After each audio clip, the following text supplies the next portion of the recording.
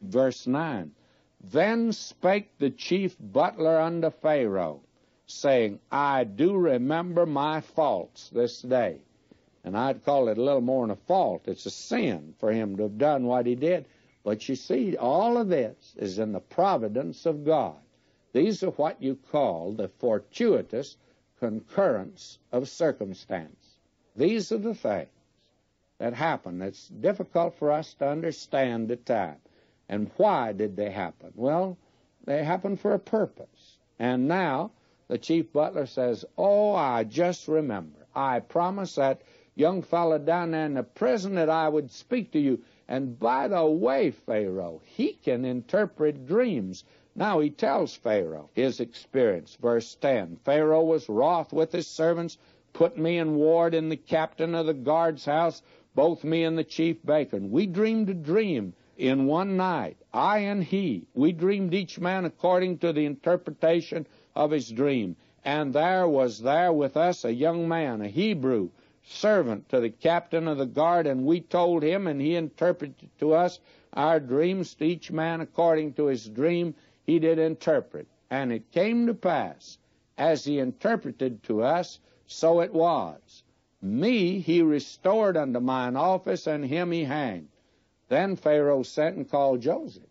He said, well, we've tried everybody else around here, and if that young man that's in prison that you'd forgotten about was so good at interpreting your dream and that of the baker, well, let's have him in here, because I of the opinion that this dream was something very significant.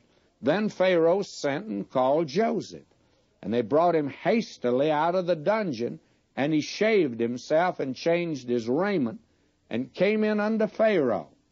Now, he shaved himself. You must remember that these people were not shaving in that day.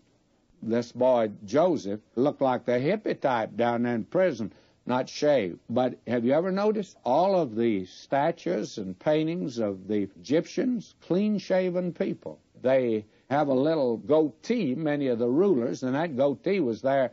Actually, it was put on old King Tut. He couldn't grow one.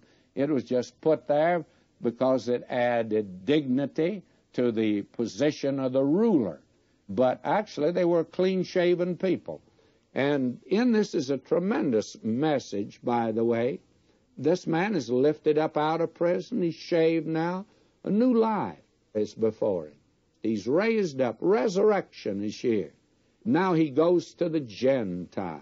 What a tremendous picture we have here. Now will you notice, and Pharaoh said unto Joseph, I've dreamed a dream, and there's none that can interpret it.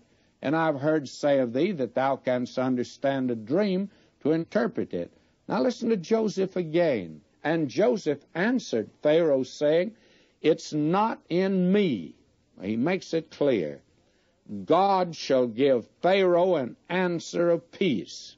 In other words, from Joseph's viewpoint, God must receive the glory. And again, I come back to that. I said it the other day.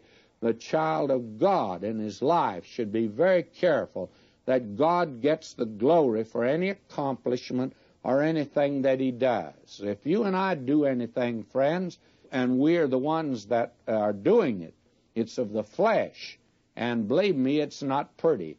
And one thing is for sure, God won't accept it. But if you and I are doing anything that's accomplishing anything at all, it's because God is doing it. And in this particular case, Joseph says, it's not in me, I can't interpret it, but God shall give Pharaoh an answer of peace. And Pharaoh said unto Joseph, in my dream, behold, I stood upon the bank of the river, and behold, I came up out of the river 7 kine. And here we go with that dream again.